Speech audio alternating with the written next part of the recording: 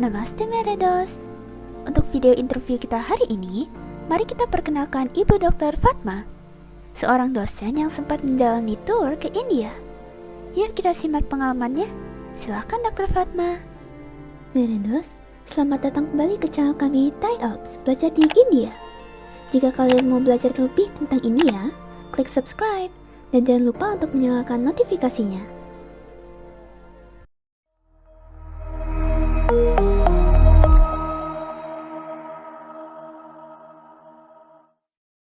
Boleh perkenalkan diri Ibu sendiri? Perkenalkan, saya Fatma Silvana Dewi Harahap, biasa dipanggil Fatma. Latar belakang pendidikan saya diploma 3 bidang, kemudian diploma 4 pendidik bidang, lalu S2-nya saya ambil agama dan kesehatan, kemudian S3 juga agama dan kesehatan.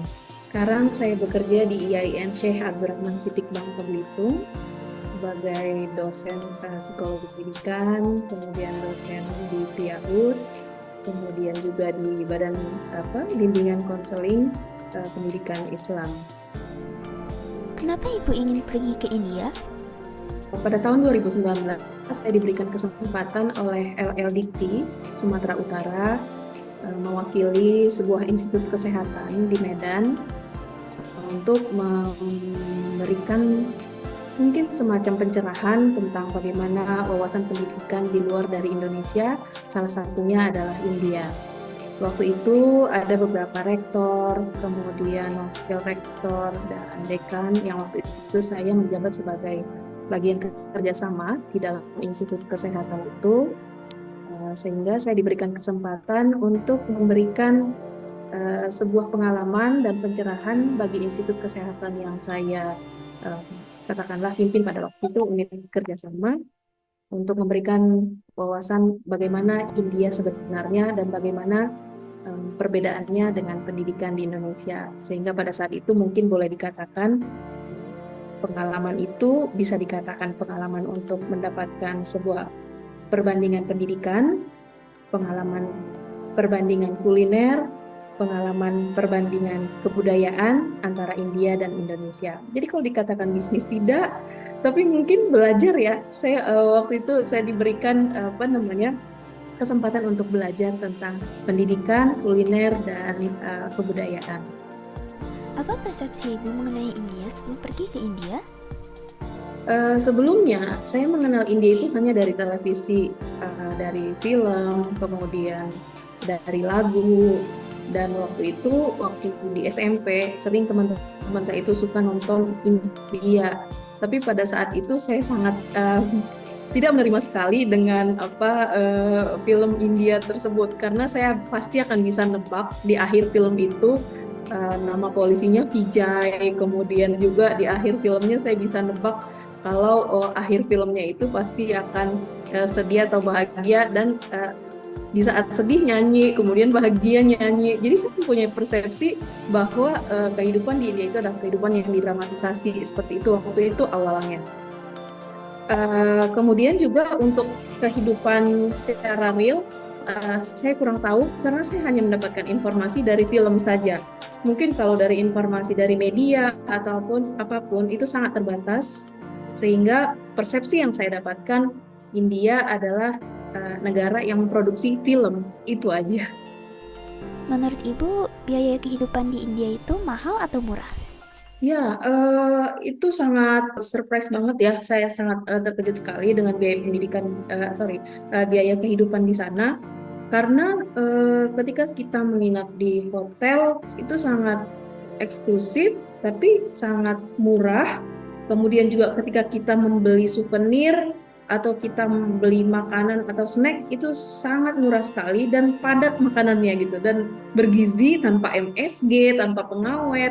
Jadi sangat murni sekali makanannya dengan harga yang murah. Waktu kita ngobrol-ngobrol dengan kawan-kawan yang lain, kita sangat kaget karena dengan biaya Rp500.000 kita bisa dapat banyak oleh-oleh datang ke Indonesia, seperti itu. Jadi boleh saya katakan kalau di India itu biaya hidupnya cukup murah, kemudian pelayanannya bisa lebih eksklusif daripada harga yang ditawarkan. Apakah orang-orangnya ramah? Sempat lihat adanya kasta tidak selama di India? Mungkin saya informasikan ketika di hotel ya. Di hotel itu Orang-orangnya sangat ramah, pelayannya sangat ramah, waiter, waitress sampai security-nya itu sangat ramah, dan kita merasa bukan seperti di negara lain. Kita merasa apa namanya, kita kayak di rumah sendiri, nggak terlalu jauh, cuma beda naik pesawat pesawat saja gitu. Misalnya ketika kita mau berangkat ke salah satu universitas, kita diajak makan, kemudian dilayani dengan baik oleh waiter dan waitressnya. Kemudian ketika keluar juga diantarkan oleh security-nya dengan baik. Kemudian juga saya sebagai perempuan sangat merasa diperempuankan dalam tanda kutip. Artinya saya tidak dibiarkan untuk mengangkat barang sendiri, tetapi juga saya diberikan kesempatan untuk mempunyai waktu sendiri oleh kliennya, dan saya sangat ingat sekali waktu itu statementnya, saya akan mengambil tasmu ibu, take your time, nah seperti itu. Jadi kalau masalah kasta saya tidak melihat ada di sana, justru saya dijadikan perempuan yang utuh waktu di sana. Ibu sempat kemana saja saat di India? Sangat menarik sekali. Pertama kali saya diajak oleh Pak Raffi dan kawan-kawan dari LLDikti Sumatera Utara. Kita dari Malaysia terbang ke Amritsar. Amritsar itu saya kira di India Utara ya. Amritsar kami mengunjungi salah satu college namanya Amritsar Engineering and Pharmacy College. Nah di sana kami mengunjungi college tersebut, kemudian mengadakan penandatanganan, lalu mengobrol bersama profesor, dosen-dosen yang ada di sana. Kemudian kami diajak juga ke beberapa fakultas melihatnya, dan yang paling unik waktu itu saya melihat semua fakultas itu diberikan filsafat di entrance masuknya itu. Jadi kita mendapatkan ilmu tidak semata-mata hanya untuk mendapatkan hard skill saja, tapi kita juga diberikan intuisi melalui filsafat keilmuan tersebut. Nah itu sangat menarik bagi saya. Kemudian setelah dari Amritsar kami juga diajak untuk mengunjungi kuil emas di sana yang sangat bagus sekali, tentang tradisi, kemudian tentang juga bagaimana perayaan keagamaan di kuil emas tersebut. Lalu kami juga diajak ke Wagah Border. Wagah Border itu semacam, kalau kita di Indonesia kayak penurunan bendera. Jadi setiap jam 5 ada penurunan bendera di Wagah Border itu, di mana itu adalah perbatasan antara India dan Pakistan. Jadi kita menyaksikan bagaimana penurunan bendera antara India dan Pakistan, yang awalnya kita sangat kaget banget, apakah ini sebuah konflik atau apa? Ternyata tidak. Di akhir ternyata itu adalah sebuah perayaan yang antara India dan Pakistan, mungkin tentang sejarah mereka, sehingga di akhir kita lihat bahwa ada sebenarnya kebersamaan antara India dan Pakistan walaupun mereka mempunyai perbedaan sejarah, seperti itu. Nah setelah itu dari Amritsar kita diajak ke LPU, Lovely Professional University waktu itu. Kita juga diajak ke melihat asrama, melihat fakultas, dan kami juga diberikan pelayanan hidangan dari mahasiswa yang waktu itu fakultas gizi waktu itu. Nah jadi praktek mereka setelah mendapatkan ilmu pengetahuan gizi itu, mereka praktikkan langsung atau diimplementasikan kepada kami pada saat kami datang. Jadi bagaimana memberikan pelayanan makanannya, bagaimana memberikan pelayanan yang ramah ketika makanan itu akan diubah dengan menu yang lain, seperti itu. Jadi mereka benar-benar mengimplementasikan ilmu pengetahuan mereka pada saat tamu dari universitas datang. Dan yang paling unik di LPU itu adalah Fakultas Farmasi. Itu saya sangat terkejut sekali, karena di farmasi itu mereka membuat obat-obatan itu berasal dari tumbuh-tumbuhan alami. Jadi saya tidak menemukan bahan-bahan yang sintetik.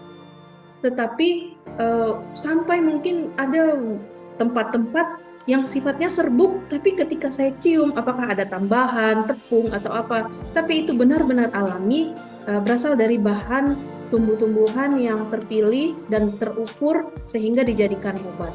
Nah ini sangat mengejutkan, kemudian juga sangat mengesankan bagi saya, karena ada kehidupan yang masih menjaga kealamiahan dan humanis. Setelah dari LPU, kita ke New Delhi. Tapi saya udah lupa namanya. Di New Delhi itu ada sebuah universitas yang ditunjukkan oleh Pak Raffi dan para profesor di sana, kita memberikan menandatangani kesepakatan juga, di mana universitas ini mempunyai rumah sakit. Jadi ada integrasi antara universitas dan rumah sakit. Pada saat itu kami diberikan kesempatan untuk melihat rumah sakit yang ada di sana. Sangat mengesankan sekali karena rumah sakitnya sangat baik pelayanannya, kemudian juga mempunyai international affairs, karena pasien-pasien yang datang di sana itu bukan pasien yang sebagian besar bukan berasal dari India, tetapi dari Nepal, kemudian dari Sri Lanka, dan negara-negara tetangga yang ada di India.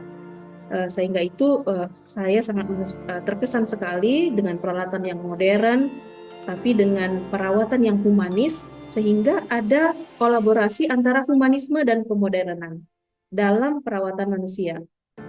Dan itu juga sangat berkesan karena prinsipal dari rumah sakit itu, atau mungkin rektor atau ketua yayasan ya, sangat menjaga kualitas dari pendidikan yang ada di universitas itu, sehingga memberikan pelayanan yang baik nantinya kepada masyarakat luas maupun masyarakat akademik. Perjalanan kami mungkin sampai di situ ya jalan-jalan, lalu kami diajak untuk membeli souvenir di daerah New Delhi, dan sangat mengesankan dan sangat murah sekali. Saat di India, Ibu sempat kesulitan mencari tempat ibadah tidak?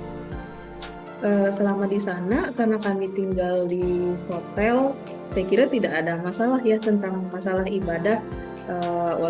Walaupun mungkin ketika di hotel itu kami menemukan kitab suci yang bukan agama Islam, tapi kami diperbolehkan untuk sholat, nggak ada masalah. Dan yang paling surprise itu adalah ketika Pak Raffi mengajak kami ke salah satu tempat, tapi di situ ada agama Islam, agama Kristen, agama Hindu.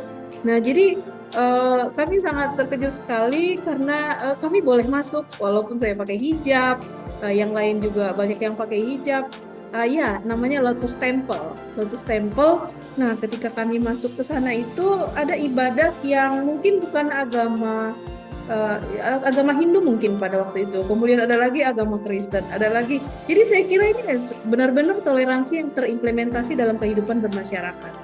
Jadi tidak ada konflik antar agama di sana. Mereka sama-sama hidup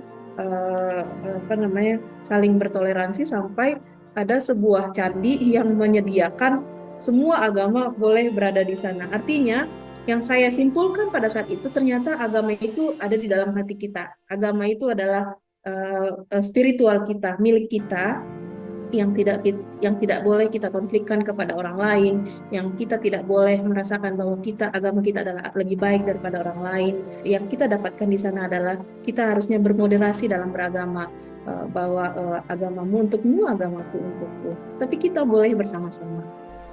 Apakah Ibu merasa nyaman dengan environment yang ada di India saat berpergian? Selama 2 minggu di sana dengan perjalanan, saya merasa aman sekali. Apalagi saya perempuan ya, saya sangat aman sekali. Saya tidak mendapatkan masalah keamanan di sana. Barang atau apapun tidak ada yang hilang waktu saya pulang ke Indonesia, bahkan tambah berat barangnya seperti itu.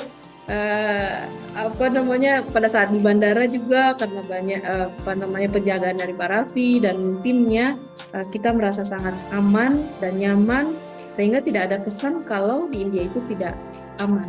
Ya, kami mendapatkan kesan bahwa di India itu benar-benar dijaga, apalagi kepada turis ya, kepada warga negara asing yang datang. Waktu itu pernah juga kami belanja di Taj Mahal, di sekitar Taj Mahal. Keluar dari Taj Mahal kita mau beli souvenir seperti sari kayak gitu, baju.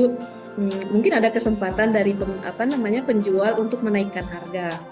Akan tetapi pada saat itu kami diberikan perlindungan dari Pak Raffi dan kawan-kawan bahwa agar diberikan harga yang sesuai. Meskipun mereka warga negara asing, tapi berikanlah harga yang sesuai. Itu yang kami dapatkan waktu itu.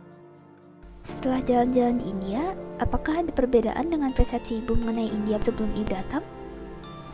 Beda sekali, karena awalnya kan persepsinya India itu cuma taunya lagu, nyanyi, sedih, bahagia, itu doang. Terus nama inspekturnya Vijay. Nah, setelah datang ke sana, saya mendapatkan persepsi yang lain, bahwa India itu adalah, saya kira ya, India itu memberikan pendidikan yang benar-benar murni, yang benar-benar humanis, dan kemudian mengimplementasikan dalam kehidupan mereka itu toleransi beragama. Dan juga kehidupan mereka sangat murah, murah tapi berkualitas. Nah, berbeda misalnya ketika kita mendapatkan sebuah barang yang di awal kita dapatkan cantik, kemudian terlihat lux, tapi akhirnya ringkih. Nah, berbeda ketika di India. Mungkin stereotip yang diberikan ke sana itu sangat bertolak belakang. Karena kenapa terbangun manusia-manusia yang kuat fisiknya, kemudian sampai mereka merantau kemana-mana, dan bahkan dalam sejarah kita negara Indonesia ada kedatangan juga warga negara Indonesia, kawan-kawan kita itu. Tentunya mereka dibekali fisik dan spiritual yang kuat sehingga mampu melewati batas-batas dari kemampuan manusia. Nah, ketika saya sampai di sana, saya dapat menemukan jawabannya bahwa memang pendidikan di sana sangat baik, apalagi ada perintis pendidikan yang luar biasa, Jawaharlal Nehru. Nah, itu memberikan daya tarik kepada saya. India itu adalah basic dari pendidikan yang murni, yang humanis, yang benar-benar memberikan kualitas pendidikan. Jadi tidak ada, yang saya lihat di sana tidak ada politik pendidikan, kemudian juga saya tidak melihat kebijakan yang berorientasi hanya kepada kepada yayasan atau kepada universitas, tapi yang saya lihat adalah orientasinya bagaimana membangun manusia yang kuat, baik fisik, ruh, akalnya, pokoknya semuanya disiapkan benar-benar meskipun dengan secara segala metode. Saya kira itu. Jadi persepsi saya tentang India sangat berubah setelah berada di sana. Mereka adalah orang-orang yang kuat, kemudian juga orang-orang yang humanis, lalu juga memberikan empati yang sangat baik kepada orang asing. Bagaimana kualitas pendidikan di India dibanding dengan Indonesia?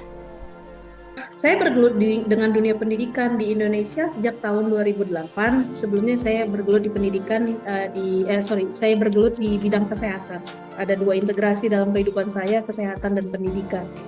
Nah, ketika saya ke India, mungkin saya tidak boleh membanding-bandingkan ya. Yang saya lihat yang perlu kita contoh dari India adalah bagaimana kita sebagai pendidik dapat memberikan ilmu kepada mahasiswa atau siswa atau siapapun yang kita didik dengan sepenuh hati. Tentunya kalau kita ingin memberikan pendidikan yang sepenuh hati, itu perlu energi.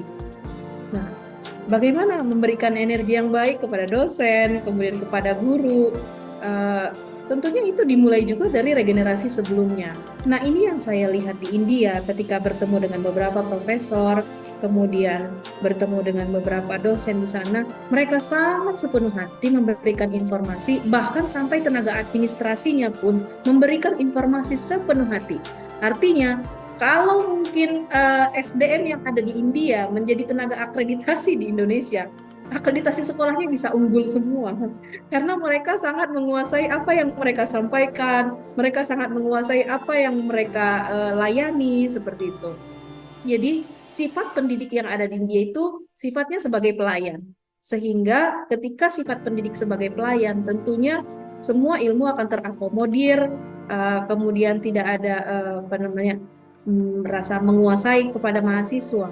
Nah, yang menjadi permasalahan di negara kita adalah mungkin tidak semua orang, tapi ada beberapa yang membuat pendidikan itu menjadi politik, pendidikan itu menjadi pasar, seperti itu, sehingga tidak semua mahasiswa atau produk yang akan kita keluarkan itu berhasil guna.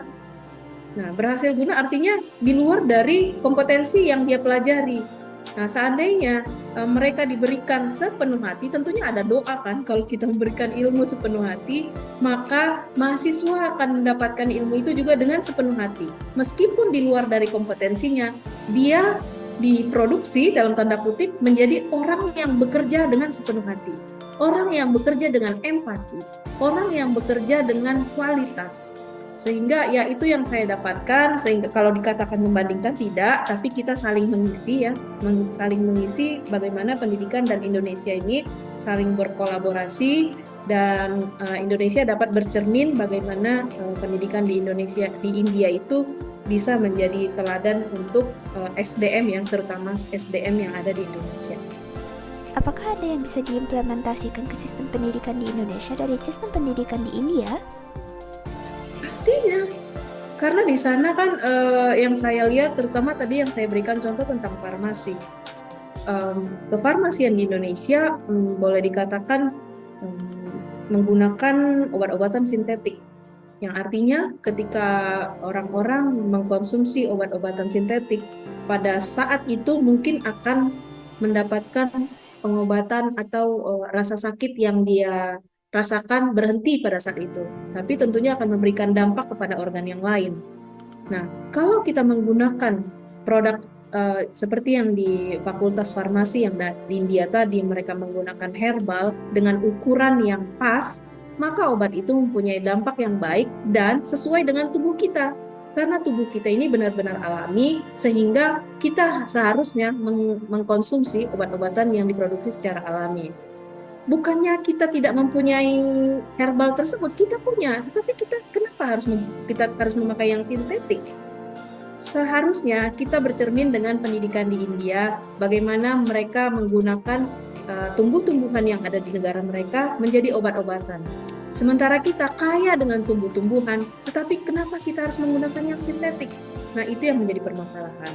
Nah, kemudian juga dalam dunia pendidikan di India ini sangat memanusiakan manusia, tapi dengan harus penuh dengan energi.